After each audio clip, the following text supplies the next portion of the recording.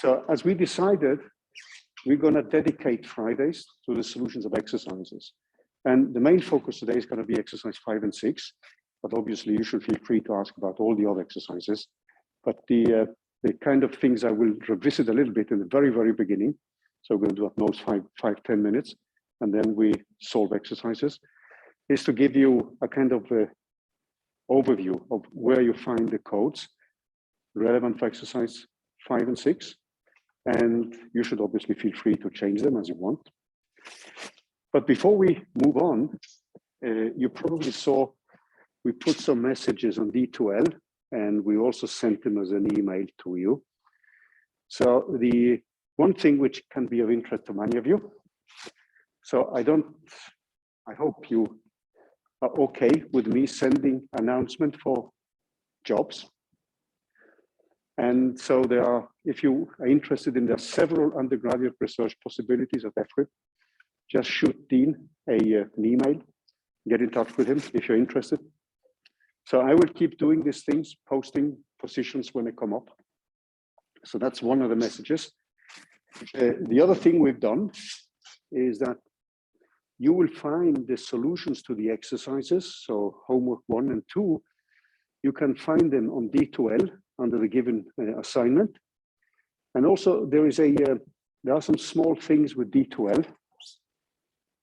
If you collaborate and only one of you uploads the answer, we won't see the other. So in order to give you a score, we would actually need everybody to upload something to D2L. So you could just upload, I worked with this and this person, but we need to see something. So just keep that in mind, because we have several people we couldn't plug in the score for. Also, for like the first homeworks, I mean, even if the solution is out there, feel free to peep into it. And if you felt that something went wrong, or you didn't have the time to finish things, you can always hand in a new version, and we will just grade it again. Because we want to have everybody at the same page and same level when it comes to many of the exercises. So if you felt that something went wrong and you would like to adjust it, please feel free to upload again. And you can read the kind of message which you got by email, but you also find the same thing on the D2L here. Another thing, if you go back to the basic homepage, if you scroll down to the weekly plans, and if you go down to the third week when we had a deadline, you will find the solution to the first assignment as a Jupyter notebook. And then you will find the solution to the second assignment here, and so on. So you will find these things popping up at a regular basis. And we will also upload the solution to D2L. So you should have 2 ways of finding the solution to the exercises. And obviously, if you spot typos, errors, or things like that, or things you don't agree with, please just send us an email, because we are also humans and we make errors. And most likely when you type that much text, there have to be typos. So that was about the messages. Then the topic today is actually to take a look at these numerical exercises. So let me bring up the Jupyter notebook here. And if we now look into the Jupyter notebook for this specific week, if you scroll down to the very end, you will find an example on how to solve the exercise which we have this week. So if you go down a little bit, you will find now a program example where you set up. So let me just quickly say something about this program, and then we're going to stop the recording and keep working on the exercises. So when you look at the program here, let me just bring that up again. So one of the things you need to define are some basic constants like the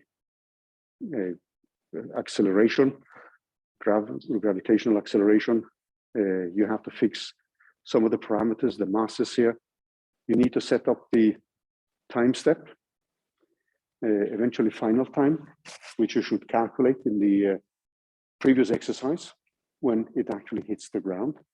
This is when you have an object which is falling down in the y direction, as we said.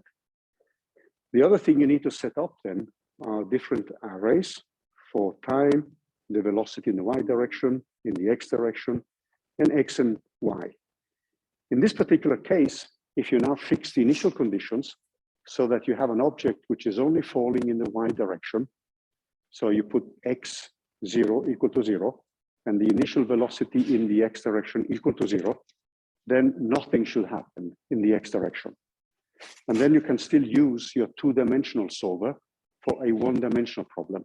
So this is a kind of way of you setting up a general solver, which you then can use in 1, 2, and 3 dimensions. And it's the initial conditions which will decide how the system behaves. So clearly, if you put these initial conditions in the x direction equal to 0, you should get something which is dead flat in the x direction. And then you start the integration and you integrate over time. So you step through and you have an expression for the acceleration in the x and the y direction. And when you have that, you implement Euler's method. You need to think a little bit on the sign for the drag force. So this is something which I invite you to take a look into Taylor's textbook. So just be careful with the signs of the directions of, because now you have actually what you have is the velocity as a vector, and that's multiplied with the absolute value of the velocity. So the first thing you see here is like this quantity here, which is the square root of the velocity in the x direction and the velocity in the y direction. So clearly, if this stays, the velocity in the x direction stays equal to 0, nothing happens with a of x, whereas you will only have a change in the y direction. Now, the analytical solution for the y direction is something which is already given in Taylor. So if you go into chapter 2, you will find a derivation of it. It's also given in the lectures from week 3. If you go into the slides, you will find these analytical solutions. So the only thing you would need to do is actually to plug in your code the analytical solution, and then compare that with the numerical one. And one typical way of doing that is to compare the numerical one and compute the so-called relative error, where you take the absolute value between the numerical one and the analytical one, and you divide by the analytical one, which is the xi. That gives you the relative error, which is often a more interesting quantity than the absolute error. So remember again, as we discussed in the very, very beginning, the numerical error which we have goes like the time step to the power of 1. So we have left out all terms with the time step delta t to the power of 2.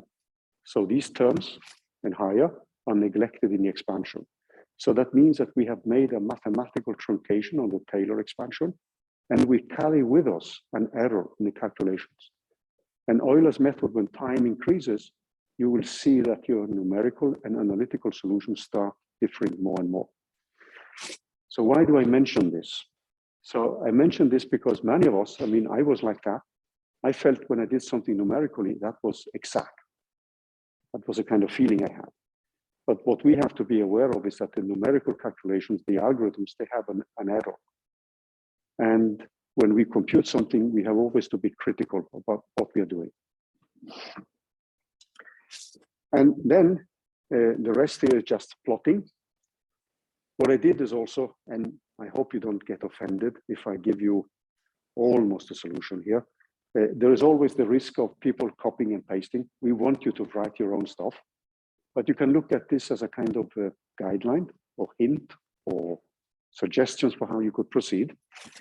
In the second exercise, we do this in a more compact way, and we define an object here which contains time, but then it contains also x and y. So this is in principle, for those of you familiar with linear algebra, it's a matrix. So in this way, you can actually compute in a very compact way the x and the y direction without writing x and y. So the only thing you have to keep track of then is which one of these array elements is x and which one is the y direction. So that's the only thing you need to keep track of. And then you see that the acceleration then, the thing you need is the absolute value or the acceleration or the velocity, which is the square root of v squared. And then you would plug that one in and multiply it with a vector. You set up the forces, You divide by the masses, and then you have the net forces, and then you have the acceleration. So this code, compared to the previous one, is much more compact, as you can see. So if you feel uncomfortable with that, you can always revert to the one where you write out the X and the Y directions explicitly. So this is very much up to you. Some of you are pretty up to date with Python programming, whereas others have just started. So we are not going to give you a grade on the way you write codes. We are grading the assignments according to your physics insights. Any questions so far from both the audience and from those of you online? Is there anything which is unclear? So there's a lot of guidance. I hope it's not too confusing. I see that everybody is very, very eager to get started with the exercises. So I'm going to stop the recording now, and then just raise your hands. I have one hand down there, and I'm stopping the recording, and then just let me just stop sharing and stop the recording.